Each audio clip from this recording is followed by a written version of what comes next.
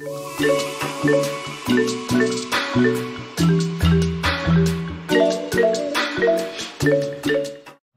dasar pembelajaran tematik. Pembelajaran tematik merupakan salah satu mode pembelajaran terpadu yang merupakan suatu sistem pembelajaran yang memungkinkan siswa, baik secara individu maupun kelompok aktif menggali dan menemukan konsep serta prinsip-prinsip keilmuan secara holistik, bermakna, dan otentik. Pembelajaran terpadu atau tematik menawarkan model-model pembelajaran yang menjadikan aktivitas pembelajaran itu relevan dan penuh makna bagi siswa, baik aktivitas formal maupun informal. Meliputi pembelajaran inquiry secara aktif sampai dengan penyerapan pengetahuan dan fakta secara pasif, dengan memberdayakan pengetahuan dan pengalaman siswa untuk membantunya mengerti dan memahami dunia kehidupannya. Menurut T. Rakajoni 1996 bahwa pembelajaran terpadu merupakan suatu sistem pembelajaran yang memungkinkan siswa secara individual maupun kelompok aktif mencari, menggali, dan menemukan konsep serta prinsip keilmuan secara holistik, bermakna, dan autentik. Secara sederhana, apa yang dimaksudkan dengan pembelajaran tematik? Adalah kegiatan siswa, bagaimana seorang siswa mencari secara individual atau secara kelompok dapat menemukan keilmuan yang holistik. Landasan pembelajaran tematik dibagi menjadi 3. Yang pertama, landasan filosofis.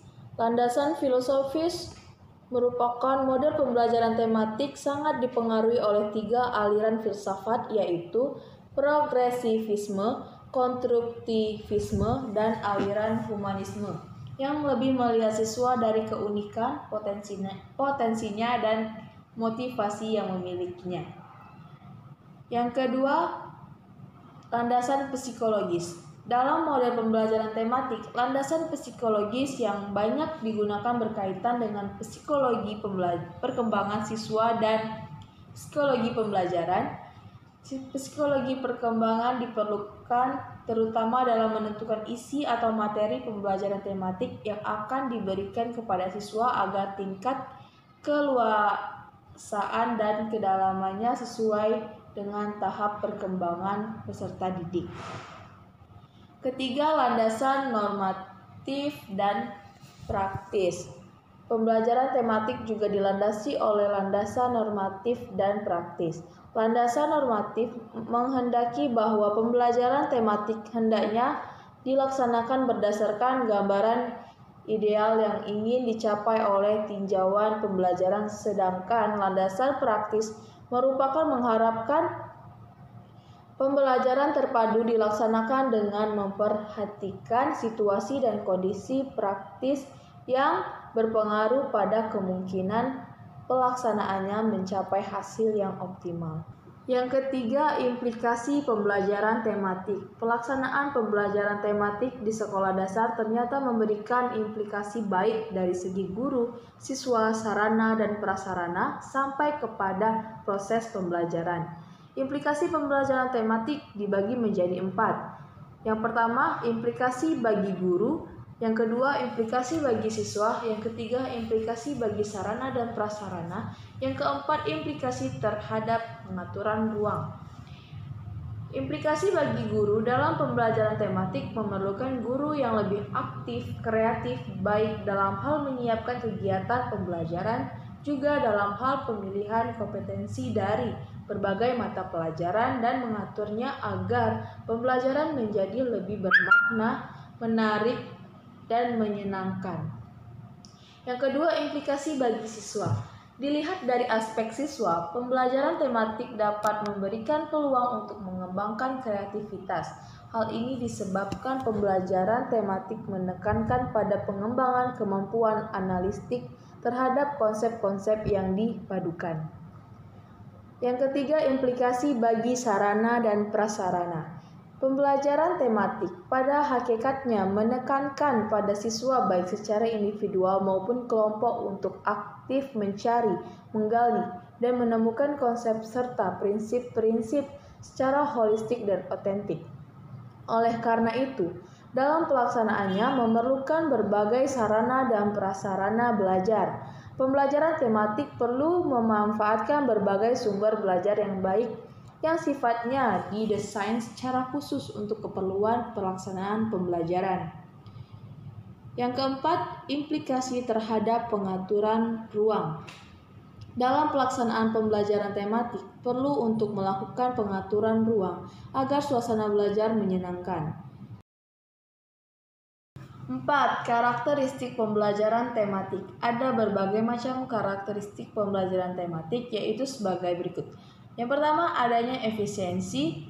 Efisiensi meliputi penggunaan waktu, metode, sumber belajar dalam upaya memberi pengalaman belajar yang real kepada setiap peserta didik untuk mencapai ketuntasan kompetensi secara aktif.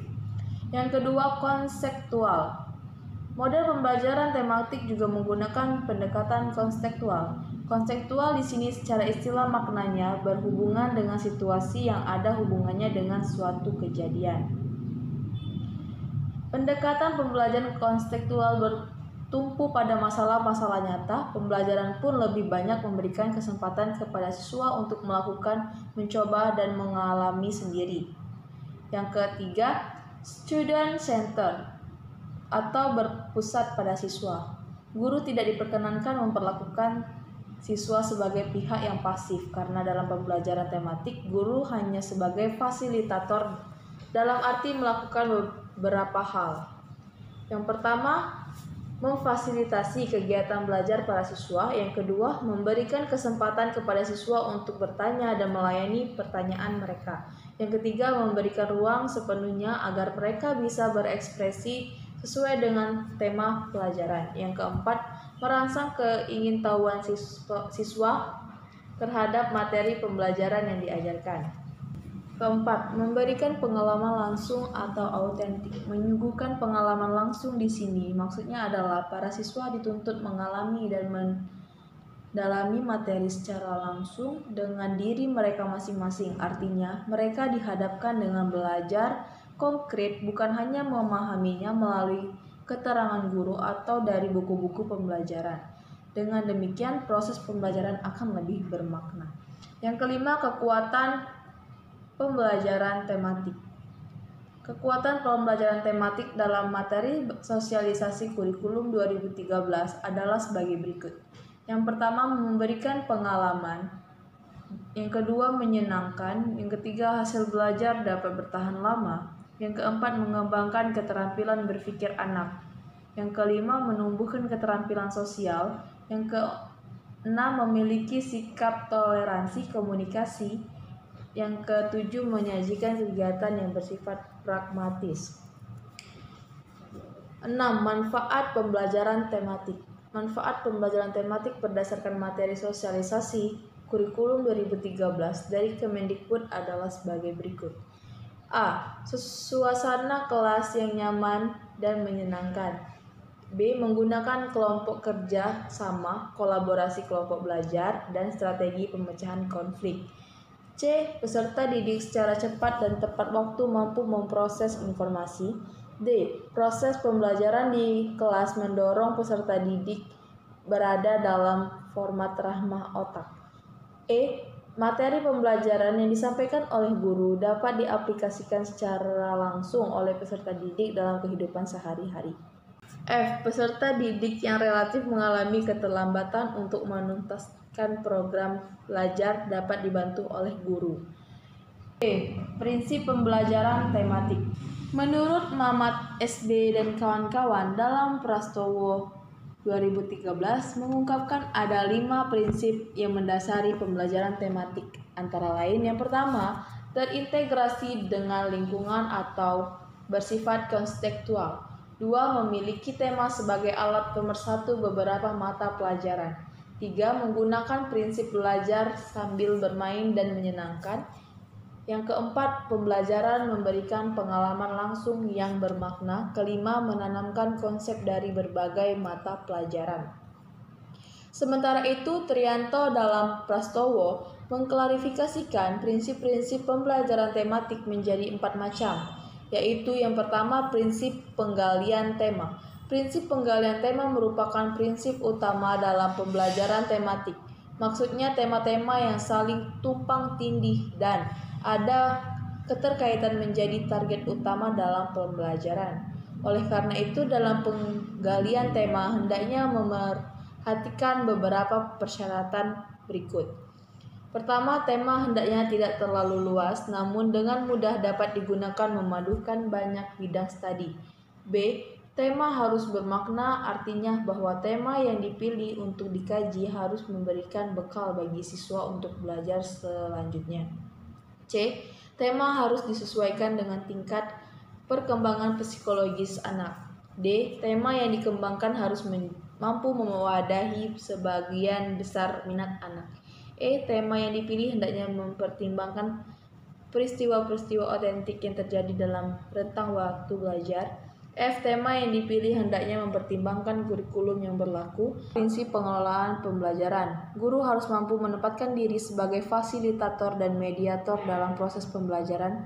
Oleh karena itu, dalam pengalaman pembelajaran hendaknya guru berperilaku sebagai berikut. A. Guru hendaknya menjadi single aktor yang mendominasikan pembicaraan dalam proses belajar mengajar, memberikan tanggung jawab. Individu dan kelompok harus jelas dalam tiap tugas. C. Guru perlu mengakomodasi terhadap ide-ide yang terkadang sama sekali tidak dipikirkan dalam proses perencanaan. Ketiga, prinsip evaluasi. Pada dasarnya, evaluasi menjadi fokus dalam setiap kegiatan.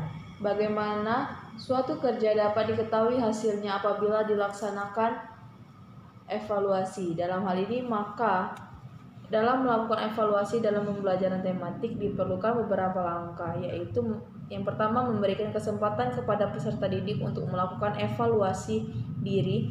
Yang kedua, guru perlu mengajak peserta didik untuk mengevaluasi peroleh belajar yang telah dicapai. Dan yang keempat, prinsip reaksi. Dampak pengiring yang penting bagi perilaku secara sadar belum tersentuh oleh guru dalam kegiatan belajar mengajar. Oleh karena itu, guru dituntut agar mampu merencanakan dan melaksanakan pembelajaran sehingga tercapai secara tuntas tujuan-tujuan pembelajaran.